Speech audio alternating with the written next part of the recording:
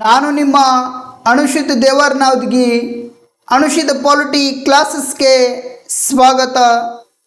ಆತ್ಮೀಯ ವಿದ್ಯಾರ್ಥಿಗಳೇ, ಇಂದಿನ ಸಂಚಿಕೆಯಲ್ಲಿ ನಾವು ನಾಗರಿಕ ಸೇವಾ ವರ್ಗದ ಲಕ್ಷಣಗಳ ಬಗ್ಗೆ ನಾವು ತಿಳಿದುಕೊಳ್ಳೋಣ.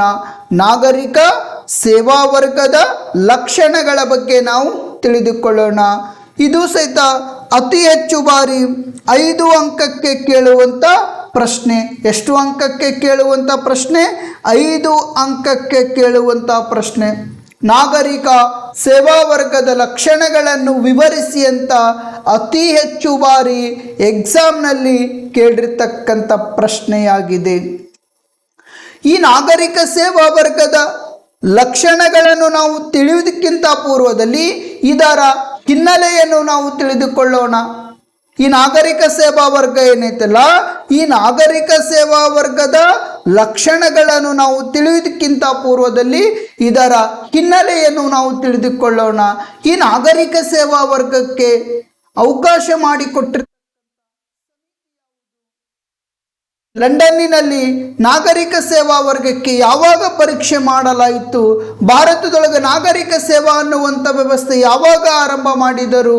ಅಷ್ಟೇ ಅಲ್ಲದೆ ಈ ನಾಗರಿಕ ಸೇವಾ ವರ್ಗದ ಪರೀಕ್ಷೆ ಏನೈತಲ್ಲ, ಈ ಪರೀಕ್ಷೆಯನ್ನು ಪಾಸು ಮಾಡಿರ್ತಕ್ಕಂಥ ಮೊದಲ ಭಾರತೀಯ ಯಾರು ಅನ್ನುವಂಥ ವಿಷಯಗಳೇನಿದಾವಲ್ಲ, ಈ ಎಲ್ಲ ವಿಷಯಗಳನ್ನು ನಾವು ಹಿನ್ನೆಲೆಯಲ್ಲಿ ನಾವು ತಿಳಿದುಕೊಳ್ಳೋಣ. ಈ ನಾಗರಿಕ ಸೇವಾ ವರ್ಗ 1854 ಮೆಕಾಲೆ ಸಮಿತಿ ಶಿಫಾರಸು ಮಾಡಿತು. ಯಾವ ಸಮಿತಿ ಶಿಫಾರಸು ಮಾಡಿತು? ಮೆಕಾಲೆ ಸಮಿತಿ 1854ರಲ್ಲಿ ಮೆಕಾಲೆ ಸಮಿತಿ ಏನೈತಲ್ಲ, ಈ ಮೆಕಾಲೆ ಸಮಿತಿ ಶಿಫಾರಸು ಮಾಡಿತು. ನೀವು ನಾಗರಿಕ ಸೇವಾ ವರ್ಗದವರಿಗೆ ಪರೀಕ್ಷೆಗಳನ್ನು ನಡೆಸುವುದಕ್ಕೆ ಅವಕಾಶವನ್ನು ಒದಗಿಸಿಕೊಡಲಾಯಿತು. ಈ ನಾಗರಿಕ ಸೇವಾ ಹುದ್ದೆಗಳನ್ನು ನೀವು ಆಯ್ಕೆ ಮಾಡಬೇಕಾದ್ರೆ ಮೊದಲೇನು ಮಾಡಬೇಕು? ಪರೀಕ್ಷೆ ಮಾಡಬೇಕು. ಪರೀಕ್ಷೆ ಮಾಡಿದ ನಂತರ ಮೆರಿಟ್ ಆಧಾರದ ಮೇಲೆ ನೇಮಕ ಮಾಡಿಕೊಳ್ಳಬೇಕೆಂದು 1854ರಲ್ಲಿ ಮೆಕಾಲೆ ಸಮಿತಿ ಶಿಫಾರಸು ಮಾಡಿತು. ನಾಗರಿಕ ಸೇವಾ ವರ್ಗಕ್ಕೆ ನೀವೇನು ಮಾಡಬೇಕು?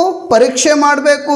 ಪರೀಕ್ಷೆ ಮಾಡಿದ ನಂತರ ಮೆರಿಟ್ ಪದ್ಧತಿಯನ್ನು ಅನುಸರಿಸಿ ನೇಮಕ ಮಾಡಬೇಕೆಂದು ಶಿಫಾರಸು ಸಮಿತಿ ಯಾವುದಂದರೆ ಮೆಕಾಲೆ ಸಮಿತಿ. ಯಾವಾಗ ಶಿಫಾರಸು ಮಾಡಿತು ಅಂದರೆ 1854ರಲ್ಲಿ ಶಿಫಾರಸು ಮಾಡಿತು. ಹಾಗಾದರೆ ಈ 1855 ಎಂಥ 1855 ಲಂಡನ್ನಿನಲ್ಲಿ ನಾಗರಿಕ ಸೇವಾ ವರ್ಗಕ್ಕೆ ಪರೀಕ್ಷೆಯನ್ನು ನಡೆಸಲಾಯಿತು. 1855ರಲ್ಲಿ ಲಂಡನ್ನಿನಲ್ಲಿ ಏನು ಮಾಡ್ತಾರೆ ಅಂದರೆ ನಾಗರಿಕ ಸೇವಾ ವರ್ಗಕ್ಕೆ ಪರೀಕ್ಷೆಯನ್ನು ಮಾಡಲಾಯಿತು. ಯಾವಾಗ ಪರೀಕ್ಷೆ ಮಾಡಲಾಯಿತು ಅಂದರೆ 1855 ಎಲ್ಲಪ್ಪ ಅಂದರೆ ಲಂಡನ್ನಿನಲ್ಲಿ ಪರೀಕ್ಷೆ ನಡೆಸಲಾಯಿತು. ಇನ್ನು ಭಾರತ ರಾಷ್ಟ್ರದಲ್ಲಿ ಬ್ರಿಟಿಷ್ ಸರ್ಕಾರ ಏನೈತಲ್ಲ, ಈ ಬ್ರಿಟಿಷ್ ಸರ್ಕಾರ ನಾಗರಿಕ ಸೇವಾ ವರ್ಗಕ್ಕೆ ಅವಕಾಶವನ್ನು ಒದಗಿಸಿಕೊಡಲಾಯಿತು. 1861ರಲ್ಲಿ ಬ್ರಿಟಿಷ್ ಸರ್ಕಾರ ಏನೈತಲ್ಲ, ಈ ಬ್ರಿಟಿಷ್ ಸರ್ಕಾರ ನಾಗರಿಕ ಸೇವಾ ವರ್ಗಕ್ಕೆ ಅವಕಾಶವನ್ನು ಒದಗಿಸಿ ಕೊಡಲಾಯಿತು. ಈ ನಾಗರಿಕ ಸೇವಾ ವರ್ಗ ಭಾರತ ರಾಷ್ಟ್ರದಲ್ಲಿ ಆರಂಭ ಮಾಡಿರ್ತಕ್ಕಂಥ ವ್ಯಕ್ತಿ ಯಾರಪ್ಪ ಅಂದರೆ ಲಾರ್ಡ್ ಕಾರ್ನ್ ವಾಲಿಸ್ ಅನ್ನುವಂಥ ವ್ಯಕ್ತಿ. ಯಾವ ವಾಲಿಸ?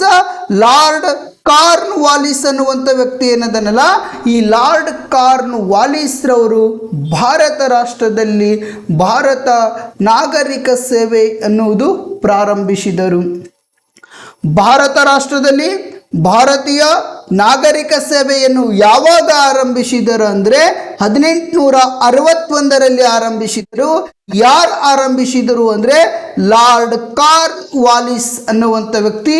ಅದಕ್ಕಾಗಿ ಈ ಲಾರ್ಡ್ ಕಾರ್ನ್ ವಾಲಿಸ್ ರವರಿಗೆ ಭಾರತದ ನಾಗರಿಕ ಸೇವಾ ವರ್ಗದ ಪಿತಾಮಹ ಎಂದು ಕರೆಯಲಾಗುವುದು. ಭಾರತದ ನಾಗರಿಕ ಸೇವಾ ವರ್ಗ ಏನೈತಲ್ಲ, ಈ ಭಾರತದ ನಾಗರಿಕ ಸೇವಾ ವರ್ಗದ ಪಿತಾಮಹ ಎಂದು ಯಾರಿಗೆ ಕರೆಯಲಾಗುವುದಪ್ಪ ಅಂದರೆ ಕಾರ್ನ್ವಾಲಿಸ್ರವರಿಗೆ. ಯಾಕೆ ಕಾರ್ನ್ವಾಲಿಸ್ರವರಿಗೆ ಭಾರತದ ನಾಗರಿಕ ಸೇವಾ ವರ್ಗದ ಪಿತಾಮಹ ಎಂದು ಕರೆದ್ರಪ್ಪ ಅಂದರೆ 1861ರಲ್ಲಿ ಭಾರತ ರಾಷ್ಟ್ರದಲ್ಲಿ ಭಾರತೀಯ ನಾಗರಿಕ ಸೇವಾ ವರ್ಗಕ್ಕೆ ಅವಕಾಶವನ್ನು ಒದಗಿಸಿಕೊಟ್ಟರು. ಅದಕ್ಕಾಗಿ ಲಾರ್ಡ್ ಕಾರ್ನ್ವಾಲಿಸ್ರವರಿಗೆ ಭಾರತದ ನಾಗರಿಕ ಸೇವಾ ವರ್ಗದ ಪಿತಾಮಹ ಎಂದು ಕರೆದರು. ಇನ್ನು ಸ್ವತಂತ್ರವಾದ ನಂತರ 1947 ಆಗಸ್ಟ್ 15ರಂದು ಭಾರತ ರಾಷ್ಟ್ರಕ್ಕೆ ಯಾವಾಗ ಸ್ವಾತಂತ್ರ್ಯಗೊಂಡಿತ್ತಲ್ಲ, ಸ್ವಾತಂತ್ರ್ಯಗೊಂಡ ನಂತರ ಭಾರತದ ನಾಗರಿಕ ಸೇವಾ ವರ್ಗದ ಪಿತಾಮಹ ಎಂದು ಯಾರಿಗೆ ಕರೆದ್ರಪ್ಪ ಅಂದರೆ ಸರ್ದಾರ್ ವಲ್ಲಭಭಾಯಿ ಪಟೇಲ್. ಯಾವ ಪಟೇಲ? ಸರ್ದಾರ್ ವಲ್ಲಭಭಾಯಿ ಪಟೇಲ್. ಇನ್ನು ಕರ್ನಾಟಕದಲ್ಲೇನಪ್ಪ ಅಂದರೆ ನಾಗರಿಕ ಸೇವಾ ವರ್ಗದ ಪಿತಾಮಹ ಎಂದು ಯಾರಿಗೆ ಕರೆಯಲಾಯಿತು ಅಂತ ನೋಡುವುದಾದರೆ ಕೆ ಶೇಷಾದ್ರಿ ಅಯ್ಯರ್. ಯಾವ ಶೇಷಾದ್ರಿ ಅಯ್ಯರ್? ಕೆ ಶೇಷಾದ್ರಿ ಅಯ್ಯರ್ ಅವರೇನಿದಾರಲ್ಲ ಇವರಿಗೆ ಕರ್ನಾಟಕದ ನಾಗರಿಕ ಸೇವಾ ವರ್ಗದ ಪಿತಾಮಹ ಎಂದು ಕರೆಯಲಾಗುವುದು. ಇನ್ನು ಭಾರತದ ನಾಗರಿಕ ಸೇವಾ ವರ್ಗದ ಪಿತಾಮಹ ಕಾರ್ನ್ವಾಲಿಸ್ರವರು. ಭಾರತ ಸ್ವಾತಂತ್ರ್ಯಗೊಂಡ ನಂತರ ಭಾರತದ ನಾಗರಿಕ ಸೇವಾ ವರ್ಗದ ಪಿತಾಮಹ ಸರ್ದಾರ್ ವಲ್ಲಭಭಾಯಿ ಪಟೇಲ್ರವರು. ಇನ್ನು ಕರ್ನಾಟಕ ನಾಗರಿಕ ಸೇವಾ ವರ್ಗದ ಪಿತಾಮಹ ಕೆ ಶೇಷಾದ್ರಿ ಅಯ್ಯರ್ ಅವರಿಗೆ ನಾಗರಿಕ ಸೇವಾ ವರ್ಗದ ಪಿತಾಮಹ ಎಂದು ಕರೆಯುತ್ತಾರೆ. ಆತ್ಮೀಯ ವಿದ್ಯಾರ್ಥಿಗಳೇ, ಈ ಭಾರತ ರಾಷ್ಟ್ರದೊಳಗೆ ಭಾರತೀಯ ನಾಗರಿಕ ಸೇವಾ ವರ್ಗ ಆರಂಭಗೊಳಿಸಿದ್ದವಾಗ 1861ರಲ್ಲಿ. ಎಂಥ 18 ಯಾರು ಆರಂಭಗೊಳಿಸಿದರು? ಲಾರ್ಡ್ ಕಾರ್ನ್ವಾಲಿಸ್ ಅನ್ನುವಂಥ ವ್ಯಕ್ತಿ. ಹಾಗಾದರೆ ಭಾರತೀಯ ನಾಗರಿಕ ಸೇವಾ ವರ್ಗದ ಭಾರತೀಯ ನಾಗರಿಕ ಸೇವಾ ವರ್ಗ ಪರೀಕ್ಷೆಯನ್ನು ಪಾಸು ಮಾಡಿರ್ತಕ್ಕಂಥ ಮೊದಲ ವ್ಯಕ್ತಿ ಯಾರಂದರೆ ಸತ್ಯೇಂದ್ರನಾಥ್ ಟ್ಯಾಗೋರ್. ಯಾವ ಟ್ಯಾಗೋರ? ಸತ್ಯೇಂದ್ರನಾಥ್ ಟ್ಯಾಗೋರ್ ಅವರೇನದರಲ್ಲ, ಈ ಸತ್ಯೇಂದ್ರನಾಥ್ ಟ್ಯಾಗೋರ್ ಅವರು 1863ರಲ್ಲಿ ಈ ನಾಗರಿಕ ಸೇವಾ ವರ್ಗದ ಪರೀಕ್ಷೆಯನ್ನು ಪಾಸು ಮಾಡಿರ್ತಕ್ಕಂಥ ಮೊದಲ ಭಾರತೀಯ. 1863ರಲ್ಲಿ ಭಾರತ ರಾಷ್ಟ್ರದಲ್ಲಿ ನಾಗರಿಕ ಸೇವಾ ವರ್ಗದ ಪರೀಕ್ಷೆಯನ್ನು ಪಾಸು ಮಾಡಿರ್ತಕ್ಕಂಥ ಮೊದಲ ಭಾರತೀಯ ಯಾರಂದರೆ ಸತ್ಯೇಂದ್ರನಾಥ್ ಟ್ಯಾಗೋರ್ ಅವರು ಪಾಸ್ ಮಾಡ್ತಾರ. ಯಾವಾಗ ಪಾಸ್ ಮಾಡ್ತಾರಂದರೆ 1863ರಲ್ಲಿ ಪಾಸು ಮಾಡಲಾಗುತ್ತದೆ. ಇನ್ನು 1867ರಲ್ಲಿ ಸುರೇಂದ್ರನಾಥ್ ಬ್ಯಾನರ್ಜಿ ಅವರು. ಯಾವ ಬ್ಯಾನರ್ಜಿ? ಸುರೇಂದ್ರನಾಥ್ ಬ್ಯಾನರ್ಜಿ. ಯಾವ ಬ್ಯಾನರ್ಜಿ? ಸುರೇಂದ್ರನಾಥ್ ಬ್ಯಾನರ್ಜಿ ಅವರೇನಿದಾರಲ್ಲ, ಈ ಸುರೇಂದ್ರನಾಥ್ ಬ್ಯಾನರ್ಜಿ ಅವರು ಸಹಿತ ಭಾರತೀಯ ನಾಗರಿಕ ಸೇವಾ ವರ್ಗದ ಪರೀಕ್ಷೆಯನ್ನು ಪಾಸು ಮಾಡುತ್ತಾರೆ. ಹುದ್ದೆ ಆರಂಭಗೊಳಿಸಿದ ಭಾರತದೊಳಗ 1861. ಲಂಡನ್ನಿನೊಳಗೆ ಪರೀಕ್ಷೆ ಯಾವಾಗ ಮಾಡಲಾಯಿತು? 1855. ಈ ನಾಗರಿಕ ಸೇವಾ ವರ್ಗದ ಹುದ್ದೆಗಳಿಗೆ ಪರೀಕ್ಷೆಯನ್ನು ಆರಂಭಿಸಿ ಮೆರಿಟ್ ಆಧಾರದ ಮೇಲೆ ನೇಮಕ ಮಾಡಬೇಕಂತ ಹೇಳಿದಂಥ ಸಮಿತಿ ಯಾವುದು? ಯಾವಾಗ ಹೇಳಿತು? 1854ರಲ್ಲಿ. ಹಾಗಾದರೆ 1861ರಲ್ಲಿ ಭಾರತ ರಾಷ್ಟ್ರದಲ್ಲಿ ಭಾರತೀಯ ನಾಗರಿಕ ಸೇವೆ ಹುದ್ದೆಗಳನ್ನು ಆರಂಭಿಸಿದವರು ಯಾರು? ಈ ಕಾರ್ನ್ವಾಲಿಸ್ ಅನ್ನುವಂಥ ವ್ಯಕ್ತಿ. ಅದಕ್ಕಾಗಿ ಈತನಿಗೆ ಏನೊಂದು ಭಾರತೀಯ ನಾಗರಿಕ ಸೇವಾ ವರ್ಗದ ಪಿತಾಮಹ ಎಂದು. ಭಾರತ ರಾಷ್ಟ್ರ ಸ್ವಾತಂತ್ರ್ಯಗೊಂಡ ನಂತರ ಭಾರತ ನಾಗರಿಕ ಸೇವಾ ವರ್ಗದ ಪಿತಾಮಹ ಯಾರು? ಭಾರತದ ಉಕ್ಕಿನ ಮನುಷ್ಯ ಎಂದು ಕರೆಯಲಾಗುವುದು, ಏಕೀಕರಣದ ರೂವಾರಿ ಎಂದು ಕರೆಯಲಾಗುವುದು, ಏಕೀಕರಣದ ಶಿಲ್ಪಿ ಎಂದು ಕರೆಯಲಾಗುವುದು. ಅಲ್ಲದೆ ಭಾರತದ ಬೀಸ್ಮಾರ್ಕ್ ಎಂದಲೂ ಸಹಿತ ಕರೆಯಲಾಗುವುದು. ಇನ್ನು ಕರ್ನಾಟಕದ ನಾಗರಿಕ ಸೇವಾ ವರ್ಗದ ಪಿತಾಮಹ ಕೆ ಶೇಷಾದ್ರಿ ಅವರಿಗೆ ಕರೆಯಲಾಗುತ್ತದೆ. ಹಾಗಾದರೆ ಈ ನಾಗರಿಕ ಸೇವಾ ವರ್ಗ, ಭಾರತೀಯ ನಾಗರಿಕ ಸೇವಾ ವರ್ಗ ಹುದ್ದೆ ಏನೈತಲ್ಲ, ಈ ಪರೀಕ್ಷೆಯನ್ನು ಪಾಸು ಮಾಡಿರ್ತಕ್ಕಂಥ ಮೊದಲ ವ್ಯಕ್ತಿ ಯಾರು? ಸತ್ಯೇಂದ್ರನಾಥ್ ಟ್ಯಾಗೋರ್ ಅವರು ಪಾಸ್ ಮಾಡ್ತಾರ. ಯಾವಾಗ ಪಾಸ್ ಮಾಡಲಾಗುತ್ತದೆ ಅಂದರೆ 1863ರಲ್ಲಿ.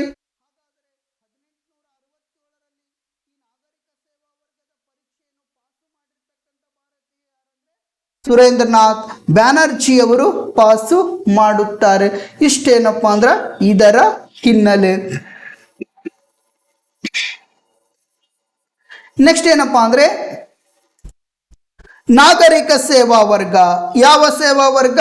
ಈ ನಾಗರಿಕ ಸೇವಾ ವರ್ಗ ಏನೈತಲ್ಲ ಇದು ರಾಜಕೀಯ ಕಾರ್ಯಾಂಗ ಮತ್ತು ಶಾಶ್ವತ ಕಾರ್ಯಾಂಗದಿಂದ ಒಳಗೊಂಡಿದೆ.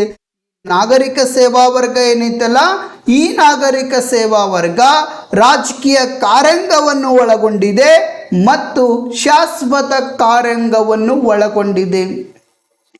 ಈ ರಾಜಕೀಯ ಕಾರ್ಯಾಂಗದಲ್ಲಿ ಯಾರಿರ್ತಾರ, ಶಾಶ್ವತ ಕಾರ್ಯಾಂಗದಲ್ಲಿ ಯಾರಿರ್ತಾರ ಅಂತ ನೋಡುವುದಾದರೆ ಈ ರಾಜಕೀಯ ಕಾರ್ಯಾಂಗದಲ್ಲಿ ರಾಷ್ಟ್ರಪತಿ ಹುದ್ದೆಯಿಂದ ಹಿಡಿದು ಯಾವ ಪತಿ ಹುದ್ದೆಯಿಂದ ಹಿಡಿದು ರಾಷ್ಟ್ರಪತಿ ಹುದ್ದೆಯಿಂದ ಹಿಡಿದು ಗ್ರಾಮ ಪಂಚಾಯತಿ ಸದಸ್ಯರವರೆಗೆ ಒಳಗೊಂಡಿರುತ್ತದೆ. ಈ ರಾಜಕೀಯ ಕಾರ್ಯಾಂಗವು ರಾಷ್ಟ್ರಪತಿ ಹುದ್ದೆಯಿಂದ ಹಿಡಿದು ಗ್ರಾಮ ಪಂಚಾಯತಿ ಸದಸ್ಯರಿಂದ ಕೂಡಿರುತ್ತದೆ. ಇನ್ನು ಶಾಶ್ವತ ಕಾರ್ಯಾಂಗ ಏನೈತಲ್ಲ ಇದು ಅಧಿಕಾರಿಗಳ ಸಮೂಹವಾಗಿದೆ. ಅಧಿಕಾರಿಗಳ ಸಮೂಹವಾಗಿದೆ ಅಂದ್ರೆ ಏನಪ್ಪಾ ಅಂದ್ರೆ ಸಂಪುಟ ಕಾರ್ಯದರ್ಶಿಯಿಂದ ಹಿಡಿದು ಯಾವ ಕಾರ್ಯದರ್ಶಿ? ಸಂಪುಟ ಕಾರ್ಯದರ್ಶಿಯಿಂದ ಹಿಡಿದು ಅಂದ್ರೆ ಭಾರತ ರಾಷ್ಟ್ರದ ಪ್ರಸ್ತುತ ಸಂಪುಟ ಕಾರ್ಯದರ್ಶಿ ಯಾರದಾರ? ಟಿ.ವಿ. ಸೋಮನಾಥನ್ ಅವರು. ಯಾವ ನಾಥನ್ ರವರು? ಟಿ.ವಿ. ಸೋಮನಾಥನ್ ರವರು ಏನಿದಾರಲ್ಲ ಈ ಸಚಿವ ಸಂಪುಟ ಕಾರ್ಯದರ್ಶಿಯಿಂದ ಹಿಡಿದು ಡಿ ದರ್ಜೆ ನೌಕರರನ್ನು ಒಳಗೊಂಡಿರುತ್ತದೆ. ಯಾವ ದರ್ಜೆಯ ನೌಕರರನ್ನು? ಡಿ ದರ್ಜೆ ನೌಕರರೇನಿದಾರಲ್ಲ ಈ ಡಿ ದರ್ಜೆ ನೌಕರರನ್ನು ಒಳಗೊಂಡಿರುತ್ತದೆ. ಈ ರಾಜಕೀಯ ಕಾರ್ಯಾಂಗವು ರಾಷ್ಟ್ರಪತಿ ಹುದ್ದೆಯಿಂದ ಹಿಡಿದು ಗ್ರಾಮ ಪಂಚಾಯಿತಿ ಸದಸ್ಯರನ್ನು ಒಳಗೊಂಡಿದ್ದರೆ ಇನ್ನು ಶಾಶ್ವತ ಕಾರ್ಯಾಂಗ ಏನೈತಲ್ಲ ಈ ಶಾಶ್ವತ ಕಾರ್ಯಾಂಗ ಅಧಿಕಾರಿಗಳ ಸಮೂಹವಾಗಿದೆ. ಅಂದ್ರೆ ಸಚಿವ ಸಂಪುಟ ಕಾರ್ಯದರ್ಶಿಯಿಂದ ಹಿಡಿದು ಡಿ ದರ್ಜೆ ನೌಕರರೇನದರಲ್ಲ ಈ ನೌಕರರು ಶಾಶ್ವತ ಕಾರ್ಯಾಂಗದಲ್ಲಿ ಒಳಗೊಂಡಿರುತ್ತಾರೆ. ಈ ರಾಜಕೀಯ ಕಾರ್ಯಾಂಗದ ಸದಸ್ಯರು ಸದಸ್ಯರೇನಿದಾರಲ್ಲ ಇವರು ಸರ್ಕಾರಕ್ಕೆ ಸ್ಪಷ್ಟವಾದಂಥ ಬಹುಮತ ಇರುವವರೆಗೆ, ಎಲ್ಲಿಯವರೆಗಪ್ಪ ಅಂದರೆ ಸರ್ಕಾರಕ್ಕೆ ಸ್ಪಷ್ಟವಾದಂಥ ಬಹುಮತ ಇರುವವರೆಗೆ ಅಂದ್ರೆ ಏನಪ್ಪ ಅಂದರೆ ಇವರು ಮಿನಿಮಮ್ ಎಷ್ಟು ವರ್ಷಗಳವರೆಗೆ ಅಧಿಕಾರನಾಗಿರಬಹುದಪ್ಪ ಅಂದ್ರೆ 5 ವರ್ಷಗಳವರೆಗೆ ಅಧಿಕಾರನಾಗಿರಬಹುದು. ಈ ಶಾಶ್ವತ ಕಾರ್ಯಾಂಗದ ಅಧಿಕಾರಿಗಳ ಸಮೂಹ ಏನೈತಲ್ಲ ಈ ಸಮೂಹ ನಿವೃತ್ತಿಯಾಗುವವರೆಗೆ, ಎಲ್ಲಿಯವರೆಗೆ ಅಧಿಕಾರನಾಗಿರ್ತಾರೆ ಇವರು? ನಿವೃತ್ತಿಯಾಗುವವರೆಗೆ ಅಧಿಕಾರನಾಗಿರ್ತಾರ.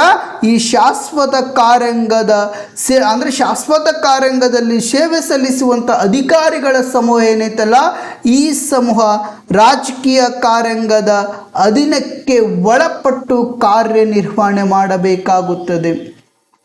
ರಾಜಕೀಯ ಕಾರ್ಯಾಂಗದ ಅಧೀನಕ್ಕೆ ಒಳಪಟ್ಟು ಕಾರ್ಯನಿರ್ವಹಣೆ ಮಾಡುವಂಥ ಕಾರ್ಯಾಂಗ ಯಾವುದಪ್ಪ ಅಂದರೆ ಶಾಶ್ವತ ಕಾರ್ಯಾಂಗ. ಈ ರಾಜಕೀಯ ಕಾರ್ಯಾಂಗದಲ್ಲಿರ್ತಕ್ಕಂಥ ರಾಷ್ಟ್ರಪತಿಯವರಾಗಿರಬಹುದು, ಪ್ರಧಾನಮಂತ್ರಿಯವರಾಗಿರಬಹುದು, ಮಂತ್ರಿಮಂಡಲ ಆಗಿರಬಹುದು, ಇನ್ನಿತರ ಹಲವಾರು ಸದಸ್ಯರೇನಿದಾರಲ್ಲ ಈ ಸದಸ್ಯರು ಯಾವ ರೀತಿ ಸಲಹೆಗಳ ಕೊಡ್ತಾರಲ್ಲ, ಯಾವ ರೀತಿ ನಿರ್ದೇಶನಗಳನ್ನು ಕೊಡ್ತಾರಲ್ಲ ಆ ನಿರ್ದೇಶನಗಳ ಅನುಗುಣವಾಗಿ ಈ ಶಾಶ್ವತ ಕಾರ್ಯಾಂಗದಲ್ಲಿ ಸೇವೆ ಸಲ್ಲಿಸುವಂಥ ಅಧಿಕಾರಿಗಳ ಸಮೂಹ ಕಾರ್ಯನಿರ್ವಹಣೆ ಮಾಡಬೇಕಾಗುತ್ತದೆ. ಇವರು ಯಾರ ನಿಯಂತ್ರಣಕ್ಕೆ ಒಳಪಟ್ಟು ಕಾರ್ಯನಿರ್ವಹಣೆ ಮಾಡುತ್ತಾರೆ ಅಂದರೆ ರಾಜಕೀಯ ಕಾರ್ಯಾಂಗದ ನಿಯಂತ್ರಣಕ್ಕೆ ಒಳಪಟ್ಟು ಕಾರ್ಯನಿರ್ವಹಣೆ ಮಾಡುತ್ತಾರೆ. ಇವರು ಶಾಶ್ವತ ಕಾರ್ಯಾಂಗದವರು ಎಲ್ಲಿಯವರೆಗೆ ಅಧಿಕಾರನಾಗಿರ್ತಾರ? ನಿವೃತ್ತಿ ಆಗುವವರೆಗೆ ಅಧಿಕಾರನಾಗಿರ್ತಾರ.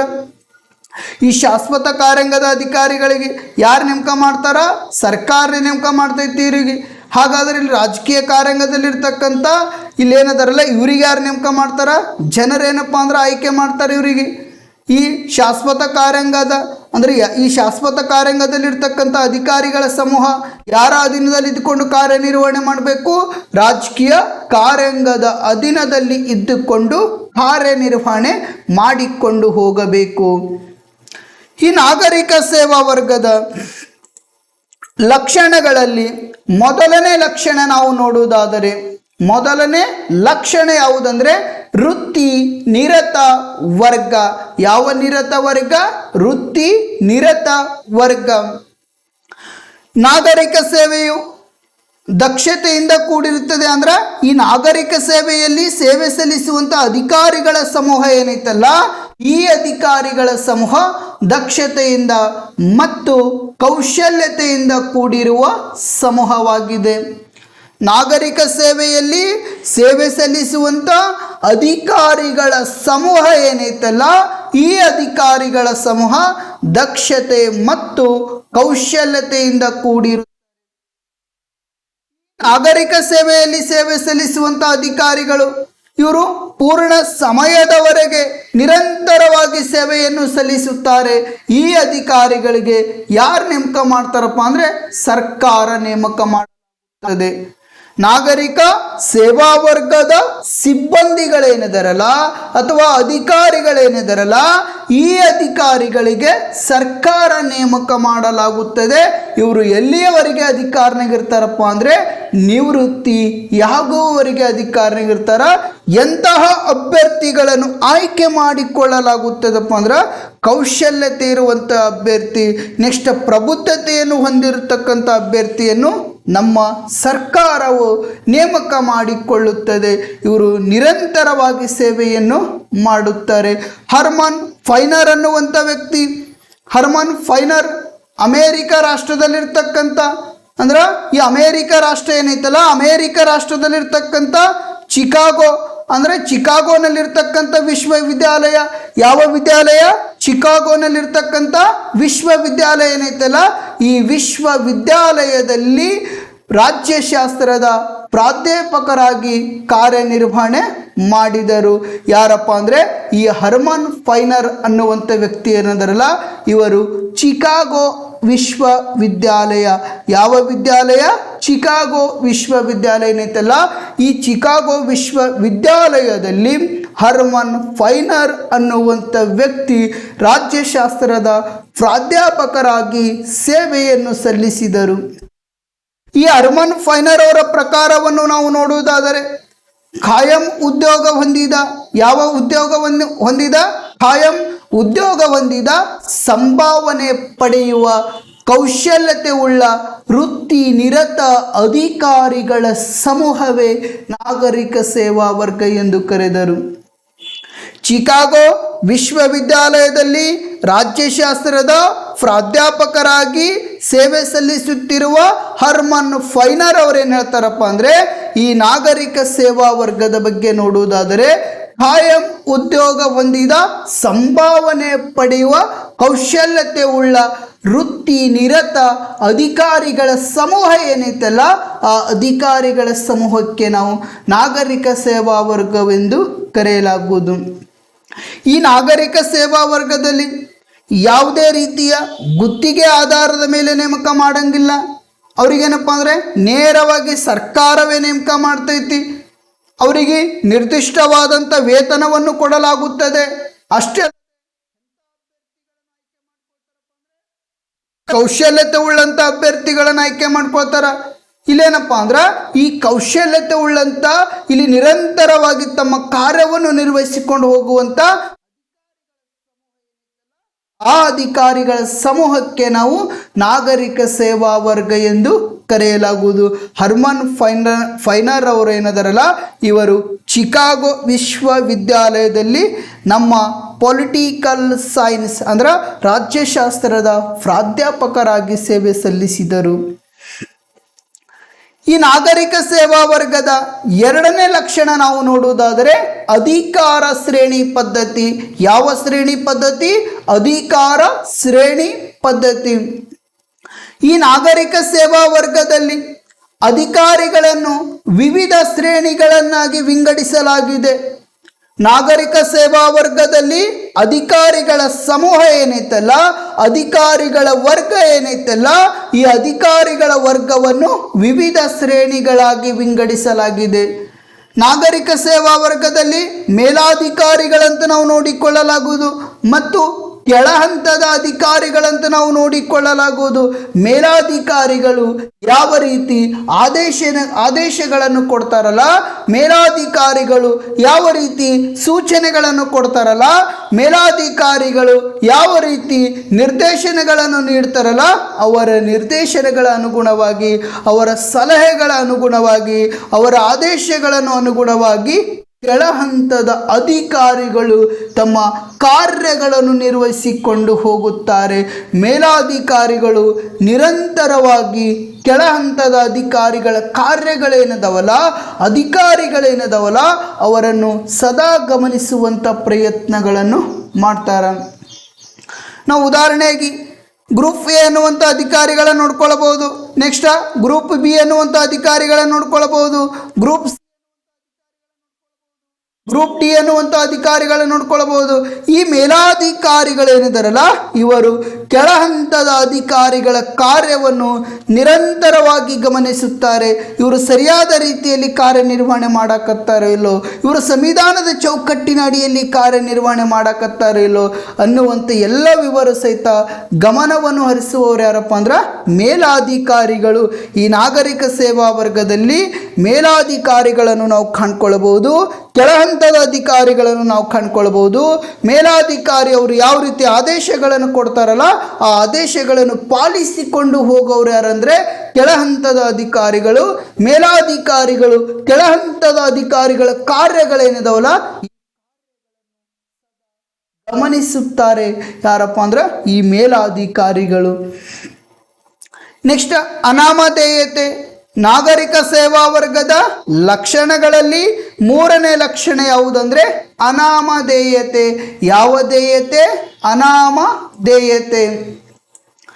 ನಾಗರಿಕ ಸಿಬ್ಬಂದಿಗಳು ಅಂದ್ರೆ ನಾಗರಿಕ ಸೇವಾ ವರ್ಗದಲ್ಲಿ ಸೇವೆ ಸಲ್ಲಿಸುವಂಥ ಸಿಬ್ಬಂದಿಗಳೇನಿದಾರಲ್ಲ ಈ ಸಿಬ್ಬಂದಿಗಳು ತೆರೆಮರೆಯಲ್ಲಿ ಇದ್ದುಕೊಂಡು ಕಾರ್ಯವನ್ನು ನಿರ್ವಹಣೆ ಮಾಡುತ್ತಾರೆ. ತೆರೆಮರೆಯಲ್ಲಿ ಇದ್ದುಕೊಂಡು ಏನು ಮಾಡ್ತಾರ? ಕಾರ್ಯವನ್ನು ನಿರ್ವಹಣೆ ಮಾಡಿಕೊಂಡು ಹೋಗ್ತಾರ. ಅಥವಾ ವಿಫಲತೆ ಆಗಿರಬಹುದು, ಅದು ಸಂಬಂಧಪಟ್ಟಿರ್ತಕ್ಕಂಥ ಸಚಿವರಿಗೆ ಅನ್ವಯವಾಗುತ್ತದೆ ವಿನಃ ನಾಗರಿಕ ಸಿಬ್ಬಂದಿಗಳಿಗೆಲ್ಲ. ಈ ನಾಗರಿಕ ಸಿಬ್ಬಂದಿಗಳು ಯಾವ ರೀತಿ ಕಾರ್ಯನಿರ್ವಹಣೆ ಮಾಡ್ತಾರೆ? ತೆರೆಮರೆಯಲ್ಲಿ ಇದ್ದುಕೊಂಡು ಕಾರ್ಯನಿರ್ವಹಣೆ ಮಾಡ್ತಾರೆ. ಇವತ್ತು ಆಡಳಿತದ ಸಫಲತೆ ಅದು ಆಡಳಿತದ ಕ್ರೆಡಿಟ್ ಯಾರಿಗೆ ಹೋಗ್ತೈತಿ? ಸಂಬಂಧಪಟ್ಟಿರ್ತಕ್ಕಂಥ ಸಚಿವರಿಗೆ ಹೋಗ್ತೈತಿ. ಆಡಳಿತದ ವೈಫಲ್ಯತೆ ಏನೈತಲ್ಲ ಅದು ಯಾರಿಗೆ ಹೋಗ್ತೈತಿ? ಸಂಬಂಧಪಟ್ಟಿರ್ತಕ್ಕಂಥ ಸಚಿವರಿಗೆ ಹೋಗ್ತೈತಿ ವಿನಃ ನಾಗರಿಕ ಸಿಬ್ಬಂದಿಗಳಿಗೆಲ್ಲ. ಉದಾಹರಣೆಯಾಗಿ ನಾವು ನೋಡುವುದಾದರೆ ನಮ್ಮ ಕರ್ನಾಟಕ ರಾಜ್ಯದೊಳಗ, ಯಾವ ರಾಜ್ಯದೊಳಗ? ಕರ್ನಾಟಕ ರಾಜ್ಯದೊಳಗ. ಈ ಕರ್ನಾಟಕ ರಾಜ್ಯದೊಳಗ ಸ್ತ್ರೀ ಶಕ್ತಿ ಯೋಜನೆಯನ್ನು ಜಾರಿಗೆ ತರಲಾಯಿತು. ಯಾವ ಶಕ್ತಿ ಯೋಜನೆ? ಸ್ತ್ರೀ ಶಕ್ತಿ ಯೋಜನೆ ಜಾರಿಗೆ ತರಲಾಯಿತು. ಈ ಸ್ತ್ರೀ ಶಕ್ತಿ ಯೋಜನೆ ಯಾರಿಗೆ ಸಂಬಂಧಪಡಲಾಗಿದೆಪ್ಪ ಅಂದ್ರೆ ಸಾರಿಗೆ ಇಲಾಖೆಗೆ ಸಂಬಂಧಪಡಲಾಗಿದೆ. ಯಾವ ಇಲಾಖೆಗೆ ಸಂಬಂಧಪಡಲಾಗಿದೆ? ಸಾರಿಗೆ ಇಲಾಖೆಯ ಮಂತ್ರಿಯನ್ನಾಗಿ ಸಿದ್ದರಾಮಯ್ಯನವರು ಯಾರಿಗೆ ನೇಮಕ ಮಾಡಿಕೊಂಡಿದ್ದಾರಪ್ಪ ಅಂದ್ರೆ ರಾಮಲಿಂಗ ರೆಡ್ಡಿ ಅವರಿಗೆ ನೇಮಕ ಮಾಡಿಕೊಂಡಿದ್ದಾರೆ. ಯಾವ ಲಿಂಗ ರೆಡ್ಡಿ? ರಾಮಲಿಂಗ ರೆಡ್ಡಿ ಅವರೇನಿದಾರಲ್ಲ ಈ ರಾಮಲಿಂಗ ರೆಡ್ಡಿ ಅವರಿಗೆ ನೇಮಕ ಮಾಡಿಕೊಳ್ಳಲಾಗಿದೆ. ಇಲ್ಲೇನಪ್ಪ ಅಂದ್ರೆ ಈ ಸ್ತ್ರೀ ಶಕ್ತಿ ಯೋಜನೆ ಸರಿಯಾದ ರೀತಿಯಲ್ಲಿ ಪರಿಣಾಮಕಾರಿಯಾಗಿ ಅನುಷ್ಠಾನಗೊಂಡಿತ್ತಪ್ಪ ಅಂದ್ರೆ ಇದ್ರ ಎಲ್ಲ ಕ್ರೆಡಿಟ್ ಯಾರಿಗೆ ಹೋಗ್ತೈತಿ? ರಾಮಲಿಂಗ ರೆಡ್ಡಿ ಅವರಿಗೆ ಹೋಗ್ತೈತಿ. ಒಂದು ವೇಳೆ ಈ ಸ್ತ್ರೀ ಶಕ್ತಿ ಯೋಜನೆ ವಿಫಲತೆಯನ್ನು ಕಂಡುಕೊಳ್ತಪ್ಪ ಅಂದ್ರೆ ಆ ಸಂದರ್ಭದಲ್ಲಿ ಅದರ ವಿಫಲತೆಯನ್ನು ಅಂದ್ರೆ ಏನಪ್ಪ ಅಂದರೆ ಅದರ ವೈಫಲ್ಯತೆ ಏನೈತಲ್ಲ ಇದು ಯಾರಿಗೆ ಸಂಬಂಧಪಡ್ತೈತಿ? ರಾಮಲಿಂಗ ರೆಡ್ಡಿ ಅವರಿಗೆ ಸಂಬಂಧಪಡ್ತೈತಿ. ಇಲ್ಲಿ ನಾಗರಿಕ ಸಿಬ್ಬಂದಿಗಳಿಗೆ ಯಾವುದೇ ರೀತಿ ಸಂಬಂಧ ಪಡುವುದಿಲ್ಲ. ಯಾವ ಸಿಬ್ಬಂದಿಗಳಿಗೆ? ನಾಗರಿಕ ಸಿಬ್ಬಂದಿಗಳೇನಿದಾರಲ್ಲ ಈ ನಾಗರಿಕ ಸಿಬ್ಬಂದಿಗಳಿಗೆ ಯಾವುದೇ ರೀತಿಯ ಸಂಬಂಧ ಪಡಂಗಿಲ್ಲ. ಏನೇ ಸಂಬಂಧಪಟ್ರ ಅದಕ್ಕೆ ಸಂಬಂಧಪಟ್ಟಿರ್ತಕ್ಕಂಥ ಸಚಿವರಿಗೆ ಸಂಬಂಧಪಡ್ತೈತಿ. ಒಂದು ವೇಳೆ ಆ ಯೋಜನೆ ಯಶಸ್ಸು ಪಡೆದುಕೊಂಡಿತ್ತಪ್ಪ ಅಂದ್ರೆ ಅದರೆಲ್ಲ ಹೊಗಳಿಕೆ ಯಾರಿಗೆ ಬರ್ತೈತಪ್ಪ ಅಂದ್ರೆ ಸಚಿವರಿಗೆ ಬರ್ತೈತಿ. ಒಂದು ವೇಳೆ ಆ ಯೋಜನೆ ವಿಫಲತೆ ಕಂಡ್ಕೊಳ್ತಪ್ಪ ಅಂದ್ರೆ ಅದರೆಲ್ಲ ತೆಗಳಿಕೆ ಯಾರಿಗೆ ಬರ್ತೈತಪ್ಪ ಅಂದ್ರೆ ನಮ್ಮ ಇಲಾಖೆಯ ಸಂಬಂಧಪಟ್ಟಿರ್ತಕ್ಕಂಥ ಸಚಿವರಿಗೆ ಬರುತ್ತದೆ. ಇನ್ನು 4ನೇ ಅಂಶ ನೋಡುವುದಾದರೆ ನಾಗರಿಕ ಸೇವಾ ವರ್ಗದ 4ನೇ ಲಕ್ಷಣ ಯಾವುದಂದರೆ ರಾಜಕೀಯ ತಾಟಸ್ಥ್ಯ. ಯಾವ ತಾಟಸ್ಥ್ಯ? ರಾಜಕೀಯ ತಾಟಸ್ಥ್ಯ. ಈ ನಾಗರಿಕ ಸಿಬ್ಬಂದಿಗಳೇನಿದಾರಲ್ಲ, ಈ ನಾಗರಿಕ ರಾಜಕೀಯ ಚಟುವಟಿಕೆಯಿಂದ ದೂರವಿರಬೇಕು. ನಾಗರಿಕ ಸೇವಾ ವರ್ಗದಲ್ಲಿ ಸೇವೆ ಸಲ್ಲಿಸುವಂಥ ಅಧಿಕಾರಿಗಳ ಸಮೂಹ ಏನೈತಲ್ಲ, ಈ ಅಧಿಕಾರಿಗಳ ಸಮೂಹ ರಾಜಕೀಯ ಚಟುವಟಿಕೆಯಿಂದ ದೂರ ಇರಬೇಕು. ರಾಜಕೀಯ ಚಟುವಟಿಕೆಯಿಂದ ಯಾವುದೇ ಪಕ್ಷದ ಪರವಾಗಿ ವರ್ತಿಸುವಂತಿಲ್ಲ, ಯಾವುದೇ ಪಕ್ಷದ ನಾಯಕರ ಪರವಾಗಿ ವರ್ತಿಸುವಂತಿಲ್ಲ. ರಾಜಕೀಯದಿಂದ ಏನಪ್ಪ ಅಂದ್ರೆ ತಾಟಸ್ಥ್ಯ ನೀತಿಯನ್ನು ಹೊಂದಿರಬೇಕು. ಯಾವ ನೀತಿಯನ್ನು ಹೊಂದಿರಬೇಕು? ತಾಟಸ್ಥ್ಯ ನೀತಿಯನ್ನು ಹೊಂದಿರಬೇಕು. ನಾಗರಿಕ ಸಿಬ್ಬಂದಿಗಳು ಸರ್ಕಾರದ ನಿರ್ಧಾರಕ್ಕೆ ಅನುಗುಣವಾಗಿ ಮತ್ತು ಸಂವಿಧಾನಕ್ಕೆ ಅನುಗುಣವಾಗಿ ಕರ್ತವ್ಯವನ್ನು ನಿರ್ವಹಿಸಬೇಕು. ರಾಜಕೀಯ ಸಿಬ್ಬಂದಿಗಳು ಯಾವುದೇ ರೀತಿಯ ರಾಜಕೀಯ ಚಟುವಟಿಕೆಗಳಲ್ಲಿ ತೊಡಗಿಸಿಕೊಳ್ಳಂಗಿಲ್ಲ. ಯಾವುದೇ ಪಕ್ಷದ ಪರವಾಗಿ ಏನಪ್ಪ ಅಂದ್ರೆ ಮಾತನಾಡುವಂತಿಲ್ಲ. ಯಾವುದೇ ನಾಯಕರ ಪರವಾಗಿ ಮಾತನಾಡ್ಬೋದು, ಏನು ಹಾಗೇನಿಲ್ಲ. ಅಂದರೆ ರಾಜಕೀಯ ವಿಷಯಗಳನ್ನು ಮಾತಾಡೋಂಗಿಲ್ಲ. ಮಾತಾಡೋದು ಮತ್ತೇನಪ್ಪ ಪೂರ ಮಾತು ಬಿಡೋಂಗೇನಿಲ್ಲ, ಮಾತಾಡ್ರಿ ಬೇಡ ಅನ್ನಂಗಿಲ್ಲ. ಆದರೆ ರಾಜಕೀಯ ವಿಷಯಗಳನ್ನು ಮಾತಾಡೋಂಗಿಲ್ಲ, ಪರವಾಗಿ ಹೇಳಿಕೆಗಳನ್ನು ಕೊಡೋಂಗಿಲ್ಲ, ಅವರನ್ನು ಸಮರ್ಥನೆಯನ್ನು ಮಾಡಿಕೊಳ್ಳಂಗಿಲ್ಲ. ಇಲ್ಲೇನಪ್ಪ ಅಂದ್ರೆ ರಾಜಕೀಯ ಪಕ್ಷದ ಪರವಾಗಿ ವರ್ತಿಸದೆ, ಇನ್ನು ನಾಯಕರ ಪರವಾಗಿ ವರ್ತಿಸದೆ ರಾಜಕೀಯದಿಂದ ತಾಟಸ್ಥ್ಯ ನೀತಿಯನ್ನು ಹೊಂದಿರಬೇಕು. ಇನ್ನು ನಾಗರಿಕ ಸಿಬ್ಬಂದಿಗಳೇನಿದಾರಲ್ಲ, ಈ ನಾಗರಿಕ ಸಿಬ್ಬಂದಿಗಳು ಸರ್ಕಾರದ ನಿರ್ಧಾರಕ್ಕೆ ಅನುಗುಣವಾಗಿ ತಮ್ಮ ಕಾರ್ಯವನ್ನು ನಿರ್ವಹಿಸಿಕೊಂಡು ಹೋಗಬೇಕು.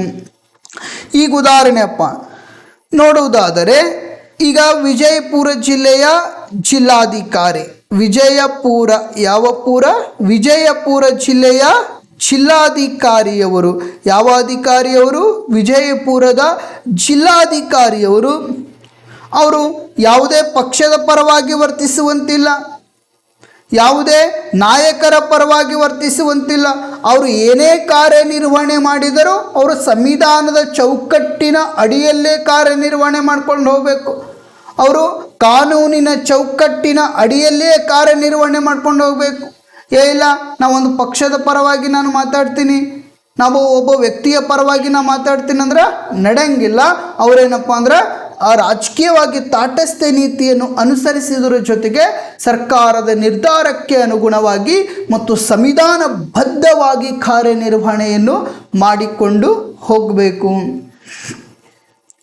ಇನ್ನು ನೆಕ್ಸ್ಟ್ ಏನಪ್ಪ ಅಂದರೆ 5ನೇ ಲಕ್ಷಣ ನೋಡುವುದಾದರೆ ನಿಷ್ಪಕ್ಷಪಾತತೆ. ಯಾವ ಪಾತತೆ? ನಿಷ್ಪಕ್ಷಪಾತತೆ. ನಾಗರಿಕ ಸಿಬ್ಬಂದಿಗಳು ಯಾರಿಂದ ನೇಮಕವಾಗ್ತಾರ? ಸರ್ಕಾರದಿಂದ ನೇಮಕವಾಗುತ್ತಾರೆ. ನಾಗರಿಕ ಸಿಬ್ಬಂದಿಗಳ ಸಮೂಹ ಏನೈತಲ್ಲ, ಈ ಸಮೂಹ ಸರ್ಕಾರದಿಂದ ನೇಮಕವಾಗುತ್ತದೆ. ಆದ್ದರಿಂದ ಈ ನಾಗರಿಕ ಸಿಬ್ಬಂದಿಗಳು ಒಂದು ಪಕ್ಷದ ಪರವಾಗಿ, ರಾಜಕೀಯ ನಾಯಕರ ಪರವಾಗಿ, ಒಂದು ಸಮುದಾಯದ ಪರವಾಗಿ, ಒಂದು ಜಾತಿಯ ಪರವಾಗಿ, ಒಂದು ವರ್ಗದ ಪರವಾಗಿ ಕಾರ್ಯನಿರ್ವಹಿಸದೆ ನಿಷ್ಪಕ್ಷಪಾತವಾಗಿ ಕಾರ್ಯವನ್ನು ನಿರ್ವಹಿಸಬೇಕು. ಈ ನಾಗರಿಕ ಸಿಬ್ಬಂದಿಗಳು ಯಾರಿಂದ ನೇಮಕವಾಗೋರು? ಸರ್ಕಾರದಿಂದ ನೇಮಕವಾಗೋರು. ಇವರು ಯಾವ ರೀತಿ ಕಾರ್ಯನಿರ್ವಹಣೆ ಮಾಡ್ಕೊಂಡು ಹೋಗಬೇಕು? ಸಂವಿಧಾನದ ಚೌಕಟ್ಟಿನ ಅಡಿಯಲ್ಲಿ ಕಾರ್ಯನಿರ್ವಹಣೆ ಮಾಡ್ಕೊಂಡು ಹೋಗಬೇಕು. ನಿಷ್ಪಕ್ಷಪಾತವಾಗಿ ಕಾರ್ಯನಿರ್ವಹಣೆ ಮಾಡ್ಕೊಂಡು ಹೋಗಬೇಕು. ಯಾವುದೇ ಪಕ್ಷದ ಪರವಾಗಿ ಕಾರ್ಯನಿರ್ವಹಣೆ ಮಾಡದೆ, ಯಾವುದೇ ರಾಜಕೀಯ ನಾಯಕರ ಪರವಾಗಿ ಕಾರ್ಯನಿರ್ವಹಣೆ ಮಾಡದೆ, ಯಾವುದೇ ಸಮುದಾಯದ ಪರವಾಗಿ ಕಾರ್ಯನಿರ್ವಹಣೆ ಮಾಡದೆ, ಯಾವುದೇ ಜಾತಿಯ ಪರವಾಗಿ ಕಾರ್ಯನಿರ್ವಹಣೆ ಮಾಡದೆ, ಯಾವುದೇ ವರ್ಗದ ಪರವಾಗಿ ಕಾರ್ಯನಿರ್ವಹಣೆ ಮಾಡದೆ ನಿಷ್ಪಕ್ಷಪಾತವಾಗಿ ಕಾರ್ಯನಿರ್ವಹಣೆ ಮಾಡಬೇಕು. ಇಲ್ಲ ನಾ ಇಂಥ ಜಾತಿ ಒಳಗೆ ಹುಟ್ಟೀನಿ, ನಾ ಅಂಥ ಜಾತಿಯ ಪರವಾಗಿನೇ ಕೆಲಸ ಮಾಡ್ತೀನಿ, ಇಲ್ಲ ನಾ ಇಂಥ ಧರ್ಮದೊಳಗೆ ಹುಟ್ಟೀನಿ, ನಾ ಅಂಥ ಧರ್ಮದೊಳಗೆ ಅಂಥ ಧರ್ಮದ ಪರವಾಗಿ ನಾ ಕೆಲಸ ಮಾಡ್ತೀನಿ, ಇಲ್ಲ ನಮ್ಮ ಮನೆಯೊಳಗೆ ಏನಪ್ಪ ಅಂದ್ರೆ ನಮ್ಮಣ್ಣ MLA ಅದಾನ, ನಾನು ಅವನ ಪರವಾಗಿನೇ ಕೆಲಸ ಮಾಡ್ತೀನಿ, ನಮ್ಮ ಮನೆಯೊಳಗೆ ನಮ್ಮ ಕಾಕ MP ಅದಾನ, ನಾನು ಅವನ ಪರವಾಗಿನೇ ಕೆಲಸ ಮಾಡ್ತೀನಿ, ಅವ ಹೆಂಗೆ ಹೇಳ್ತಾನೆ ಹಂಗೆ ಕೇಳ್ತೀನಿ. ಅವ ಕಾಂಗ್ರೆಸ್ ಪಕ್ಷದಾಗಿದ್ದಪ್ಪ ಅಂದ್ರೆ ಕಾಂಗ್ರೆಸ್ ಪಕ್ಷದ ಪರವಾಗಿನೇ ನಾನು ಕೆಲಸ ಮಾಡ್ತೀನಿ. ಇಲ್ಲ ಒಂದು ವೇಳೆ ಆತ BJP ಪಕ್ಷಗಿದ್ದಪ್ಪ ಅಂದ್ರೆ BJP ಪಕ್ಷ ಹೆಂಗೆ ಹೇಳ್ತಾ ಹಂಗೆ ನಾ ಕೇಳ್ತೀನಿ ಅಂದ್ರೆ ನಡೆಯಂಗಿಲ್ಲ. ಇಲ್ಲಿ ಯಾವುದೇ ಜಾತಿ ಪರವಾಗಿನೂ ಕಾರ್ಯನಿರ್ವಹಣೆ ಮಾಡಬಾರ್ದು. ಅಂದರೆ ಏನಪ್ಪ ಅಂದರೆ ಯಾವುದೇ ಜಾತಿಯ ಪರವಾಗಿ, ಯಾವುದೇ ಧರ್ಮದ ಪರವಾಗಿ, ಯಾವುದೇ ಸಮುದಾಯದ ಪರವಾಗಿ, ಒಂದು ಪಕ್ಷದ ಪರವಾಗಿ, ಒಬ್ಬ ರಾಜಕೀಯ ನಾಯಕರ ಪರವಾಗಿ, ಒಂದು ವರ್ಗದ ಪರವಾಗಿ ಕಾರ್ಯನಿರ್ವಹಿಸದೆ ಇಲ್ಲಿ ನಿಷ್ಪಕ್ಷಪಾತವಾಗಿ ಕಾರ್ಯನಿರ್ವಹಣೆ ಮಾಡಬೇಕು. ಒಬ್ಬ ಜಾತಿಯ ವ್ಯಕ್ತಿಗೆ ಏನಾದರೂ ತೊಂದರೆಗಳನ್ನು ಆದಂಥ ಸಂದರ್ಭಗಳಲ್ಲಿ, ಆತನ ಮೇಲೆ ಶೋಷಣೆಗಳನ್ನು ಆದಂಥ ಸಂದರ್ಭದಲ್ಲಿ ಆತನಿಗೆ ರಕ್ಷಣೆಯನ್ನು ಒದಗಿಸುವಂಥ ಪ್ರಯತ್ನ ಮಾಡಬೇಕು. ಆತನಿಗೆ ಕಾನೂನಿನ ಸಲಹೆಗಳನ್ನು ಕೊಡುವಂಥ ಪ್ರಯತ್ನ ಮಾಡಿಕೊಳ್ಬೇಕು. ಯಾರಂದರೆ ಈ ನಾಗರಿಕ ಸಿಬ್ಬಂದಿಗಳು. ಯಾವ ಸಿಬ್ಬಂದಿಗಳು? ನಾಗರಿಕ ಸಿಬ್ಬಂದಿಗಳು. ನಾಗರಿಕ ಸಿಬ್ಬಂದಿಗಳು ಹೆಂಗೆ ಕಾರ್ಯನಿರ್ವಹಣೆ ಮಾಡಬೇಕು? ನಿಷ್ಪಕ್ಷಪಾತವಾಗಿ ಕಾರ್ಯನಿರ್ವಹಣೆ ಮಾಡಬೇಕು. ನಮ್ಮ ಮನೆಯೊಳಗೆ ನಮ್ಮ ಅಣ್ಣ MP ಅದಾನ, ನಮ್ಮ ಕಾಕ MLA ಅದಾನ ಅಂತ ಏನಪ್ಪ ಅಂದ್ರೆ ಏನಿಲ್ಲ, ಅವ್ರ ಪರವಾಗಿ ಕೆಲಸ ಮಾಡೋಂಗಿಲ್ಲ. ನೀ ಏನೇ ಕಾರ್ಯನಿರ್ವಹಣೆ ಮಾಡಿದ್ರೆ ನಿಷ್ಪಕ್ಷಪಾತವಾಗಿ ಕಾರ್ಯನಿರ್ವಹಣೆ ಮಾಡಬೇಕು. ಸಂವಿಧಾನದ ಚೌಕಟ್ಟಿನ ಅಡಿಯಲ್ಲಿ ಕಾರ್ಯನಿರ್ವಹಣೆ ಮಾಡಬೇಕು. ಕಾನೂನಿನ ಬದ್ಧವಾಗಿ ಕಾರ್ಯನಿರ್ವಹಣೆ ಮಾಡಲೇಬೇಕು. ಮಾಡಲಿಲ್ಲ ಅಂದ್ರೆ ನಿನಗೆ ಸಸ್ಪೆಂಡ್ ಮಾಡಿ ಏನು ಮಾಡ್ತಾರಪ್ಪ ಅಂದ್ರೆ ಮನೆಗೆ ಕಳಿಸ್ತಾರೆ. ನೆಕ್ಸ್ಟ್ 6ನೇ ಲಕ್ಷಣವನ್ನು ನೋಡುವುದಾದರೆ ಸೇವಾ ಮನೋಭಾವ. ಯಾವ ಮನೋಭಾವ? ಸೇವಾ ಮನೋಭಾವ. ಈ ನಾಗರಿಕ ಸಿಬ್ಬಂದಿಗಳು ಸಮಾಜದ ಕಲ್ಯಾಣಕ್ಕಾಗಿ ಕಾರ್ಯನಿರ್ವಹಿಸಬೇಕು. ನಾಗರಿಕ ಸೇವಾ ವರ್ಗದಲ್ಲಿ ಸೇವೆ ಸಲ್ಲಿಸುವಂಥ ಅಧಿಕಾರಿಗಳ ಸಮೂಹ ಏನಿತ್ತಲ್ಲ, ಈ ಸಮೂಹ ಸಮಾಜದ ಕಲ್ಯಾಣಕ್ಕಾಗಿ, ರಾಜ್ಯದ ಕಲ್ಯಾಣಕ್ಕಾಗಿ, ರಾಮರಾಜ್ಯದ ಕನಸಿಗಾಗಿ ತಮ್ಮ ಕಾರ್ಯವನ್ನು ನಿರ್ವಹಿಸಿಕೊಂಡು ಹೋಗಬೇಕು. ಪ್ರತಿಯೊಬ್ಬ ಅಧಿಕಾರಿಯು ಸಾರ್ವಜನಿಕರಿಗಾಗಿ ಸೇವೆ ಸಲ್ಲಿಸುವಂಥ ಮನೋಭಾವನೆಯನ್ನು ಹೊಂದಿರಬೇಕು. ನಾಗರಿಕ ಸೇವಾ ವರ್ಗದಲ್ಲಿ ಸೇವೆ ಸಲ್ಲಿಸುವಂಥ ಅಧಿಕಾರಿಗಳ ಸಮೂಹ ಏನಿತ್ತಲ್ಲ, ಈ ಅಧಿಕಾರಿಗಳ ಸಮೂಹ ಪ್ರತಿಯೊಬ್ಬ ನಾಗರಿಕನ ಪರವಾಗಿ ಸೇವೆಯನ್ನು ಸಲ್ಲಿಸಬೇಕು. ಅಷ್ಟೇ ಅಲ್ಲದೆ ಈ ನಾಗರಿಕ ಸಿಬ್ಬಂದಿಗಳು ನಿವೃತ್ತಿ ಆಗುವವರೆಗೆ ಸಾರ್ವಜನಿಕರ ಸೇವಕರಾಗಿ ತಮ್ಮ ಕಾಯಕವನ್ನು ಮಾಡಬೇಕು. ಯಾವ ಸೇವಕರಾಗಿ? ಸಾರ್ವಜನಿಕರ ಸೇವಕರಾಗಿ ತಮ್ಮ ವೃತ್ತಿ ಏನೈತಲ್ಲ, ತಮ್ಮ ಕಾಯಕವನ್ನು ನಿಭಾಯಿಸಬೇಕು. ಯಾಕೆ? ಸಮಾಜದ ಕಲ್ಯಾಣಕ್ಕಾಗಿ ಯಾಕೆ ಸೇವೆ ಸಲ್ಲಿಸಬೇಕಪ್ಪ ಅಂದ್ರೆ, ಈ ನಾಗರಿಕರಿಗೆ ಸಿಬ್ಬಂದಿಗಳಿಗೆ ವೇತನ ಸರ್ಕಾರ ಕೊಡ್ಲಾಕತ್ತಿತ್ತಪ್ಪ ಅಂದ್ರೆ ಅದು ವೇತನ ಎಲ್ಲಿಂದ ಬರ್ತೈತಿ? ಸಾರ್ವಜನಿಕರ ಕಟ್ಟುವಂಥ ತೆರಿಗೆಯಿಂದ. ಯಾವುದರ ತೆರಿಗೆಯಿಂದ?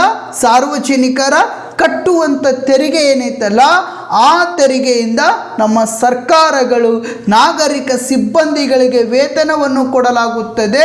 ಅದಕ್ಕಾಗಿ ಈ ನಾಗರಿಕ ಸಿಬ್ಬಂದಿಗಳು ಸಮಾಜದ ಕಲ್ಯಾಣಕ್ಕಾಗಿ ಕಾರ್ಯನಿರ್ವಹಣೆ ಮಾಡಬೇಕು, ಜನರ ಕಲ್ಯಾಣಕ್ಕಾಗಿ ಕಾರ್ಯನಿರ್ವಹಣೆ ಮಾಡಬೇಕು, ರಾಜ್ಯದ ಕಲ್ಯಾಣಕ್ಕಾಗಿ ಕಾರ್ಯನಿರ್ವಹಣೆ ಮಾಡಬೇಕು. ಗಾಂಧೀಜಿಯವರ ಕನಸೇನೈತಲ್ಲ, ರಾಮರಾಜ್ಯ ಅನ್ನುವಂಥ ಕನಸೇನೈತಲ್ಲ, ಆ ಕನಸಿಗಾಗಿ ತಮ್ಮ ಕಾರ್ಯವನ್ನು ನಿರ್ವಹಣೆ ಮಾಡಬೇಕು. ಇವರ ಬಲ್ಲಿ ಏನಪ್ಪ ಅಂದ್ರೆ ಸಾರ್ವಜನಿಕರ ಸೇವೆ ಮನೋಭಾವನೆಯನ್ನು ಹೊಂದಿರಬೇಕು. ಅಷ್ಟೇ ಅಲ್ಲದೆ ಸಾರ್ವಜನಿಕರ ಸೇವಕರಾಗಿ ಕಾರ್ಯನಿರ್ವಹಣೆ ಮಾಡ್ಕೊಂಡು ಹೋಗಬೇಕು. ಇಲ್ಲ ನಾನೇನು ಕೆಲಸ ಮಾಡಿಕೊಡಂಗ ಅನ್ನಂಗಿಲ್ಲ. ಇವತ್ತು ಯಾವುದೇ ಒಬ್ಬ ಸಾರ್ವಜನಿಕ ಒಂದು ಇಲಾಖೆಗೆ ಭೇಟಿ ಕೊಟ್ಟನಪ್ಪ ಅಂದ್ರೆ ಆ ಇಲಾಖೆಗೆ ಬಂದಂಥ ಸಂದರ್ಭದಲ್ಲಿ ಆತನ ಕಾರ್ಯ ಯಾವ ರೀತಿ ಅಂದ್ರೆ ಆತನ ಯಾವ ಕಾರ್ಯ ಮಾಡಿಕೊಡ್ಬೇಕಂತ ಕೇಳಬೇಕು. ಅಷ್ಟೇ ಅಲ್ಲದೆ ಆ ನಾಗರಿಕರಿಗೆ ಏನಪ್ಪ ಅಂದ್ರೆ ಸರಿಯಾದ ರೀತಿಯಲ್ಲಿ ಸಲಹೆಗಳು ಕೊಡಬೇಕು. ಸರಿಯಾದ ರೀತಿಯಲ್ಲಿ ಏನಪ್ಪ ಅಂದ್ರೆ ಕೆಲವೊಂದಿಷ್ಟು ಎಲ್ಲ ನಿಯಮಗಳನ್ನು ಹೇಳಿಕೊಡಬೇಕು. ಇದು ಯಾರ ಜವಾಬ್ದಾರಿಯಾಗಿದೆ ಅಂದರೆ ನಾಗರಿಕ ಸಿಬ್ಬಂದಿಗಳ ಜವಾಬ್ದಾರಿಯಾಗಿದೆ. ಈ ನಾಗರಿಕ ಸಿಬ್ಬಂದಿಗಳು ಸಾರ್ವಜನಿಕರ ಸೇವಕರಾಗಿ ತಮ್ಮ ಕಾಯಕವನ್ನು ಮಾಡಿಕೊಂಡು ಹೋಗಬೇಕು. ಇನ್ನು 7ನೇ ಲಕ್ಷಣವನ್ನು ನಾವು ನೋಡುವುದಾದರೆ, ನಾಗರಿಕ ಸೇವಾ ವರ್ಗದ ಲಕ್ಷಣಗಳಲ್ಲಿ 7ನೇ ಲಕ್ಷಣ ಯಾವುದಪ್ಪ ಅಂದರೆ ಶಾಶ್ವತ ಅಥವಾ ಕಾಯಂ. ಈ ನಾಗರಿಕ ಸಿಬ್ಬಂದಿಯನ್ನು ಶಾಶ್ವತ ಕಾರ್ಯಾಂಗ ಎಂದು ಕರೆಯಲಾಗುತ್ತದೆ. ಯಾವ ಕಾರ್ಯಾಂಗ ಎಂದು ಕರೆಯಲಾಗುತ್ತದೆ? ಶಾಶ್ವತ ಕಾರ್ಯಾಂಗ ಎಂದು ಕರೆಯಲಾಗುತ್ತದೆ. ಅಷ್ಟೇ ಅಲ್ಲದೇನಪ್ಪ ಅಂದ್ರೆ ಈ ನಾಗರಿಕ ಸಿಬ್ಬಂದಿಗಳು ನೇಮಕವಾದಾಗಿನಿಂದ ಹಿಡಿದು ನಿವೃತ್ತಿ ಆಗುವವರೆಗೆ ಅಧಿಕಾರದಲ್ಲಿರ್ತಾರ. ನೇಮಕವಾದಾಗಿನಿಂದ ಹಿಡಿದು ನಿವೃತ್ತಿ ಯಾಗುವವರೆಗೆ ಅಧಿಕಾರದಲ್ಲಿರ್ತಾರ. ಯಾರಂದರೆ ಈ ನಾಗರಿಕ ಸಿಬ್ಬಂದಿಗಳು. ಯಾವ ಸಿಬ್ಬಂದಿಗಳು? ನಾಗರಿಕ ಸಿಬ್ಬಂದಿಗಳೇನದರಲ್ಲ, ಈ ನಾಗರಿಕ ಸಿಬ್ಬಂದಿಗಳು ನಿವೃತ್ತಿ ಯಾಗುವವರೆಗೆ ಅಂದ್ರೆ ಅಧಿಕಾರದಲ್ಲಿ ಇರುತ್ತಾರೆ. ಈ ಕೇಂದ್ರ ಸರ್ಕಾರಗಳಲ್ಲಿ ಸೇವೆ ಸಲ್ಲಿಸುವಂಥ ನೌಕರರಾಗಿರಬಹುದು, ರಾಜ್ಯ ಸರ್ಕಾರಗಳಲ್ಲಿ ಸೇವೆ ಸಲ್ಲಿಸುವಂಥ ನೌಕರರಾಗಿರಬಹುದು. ವರ್ಷಗಳವರೆಗೆ, ಎಷ್ಟು ವರ್ಷಗಳವರೆಗೆ? 60 ವರ್ಷಗಳವರೆಗೆ ತಮ್ಮ ಅಧಿಕಾರದಲ್ಲಿ ಇರುತ್ತಾರೆ. ಈ ನಾಗರಿಕ ಸಿಬ್ಬಂದಿಗಳು ಶಾಶ್ವತ ಕಾರ್ಯಾಂಗದ ಸಿಬ್ಬಂದಿಗಳು. ಇವರು ಯಾರಿಂದ ನೇಮಕವಾಗ್ತಾರಪ್ಪ ಅಂದರೆ ಸರ್ಕಾರದಿಂದ ನೇಮಕವಾಗುತ್ತಾರೆ. ಇವರು ಎಲ್ಲಿಯವರೆಗೆ ಅಧಿಕಾರನಾಗಿರ್ತಾರೆ ಅಂದರೆ ನಿವೃತ್ತಿ ಯಾಗುವವರೆಗೆ ಅಧಿಕಾರನಾಗಿರ್ತಾರ. ಈ ಕೇಂದ್ರ ಸರ್ಕಾರದಲ್ಲಿ ಸೇವೆ ಸಲ್ಲಿಸುವಂಥ ನಾಗರಿಕ ಸಿಬ್ಬಂದಿಗಳಾಗಿರಬಹುದು, ರಾಜ್ಯ ಸರ್ಕಾರದಲ್ಲಿ ಸೇವೆ ಸಲ್ಲಿಸುವಂಥ ನೌಕರರಾಗಿರಬಹುದು. ಇವರು 60 ವರ್ಷಗಳವರೆಗೆ ಅಧಿಕಾರದಲ್ಲಿ ಇರುತ್ತಾರೆ. ಎಷ್ಟು ವರ್ಷಗಳವರೆಗೆ? 60 ವರ್ಷಗಳವರೆಗೆ ಅಧಿಕಾರ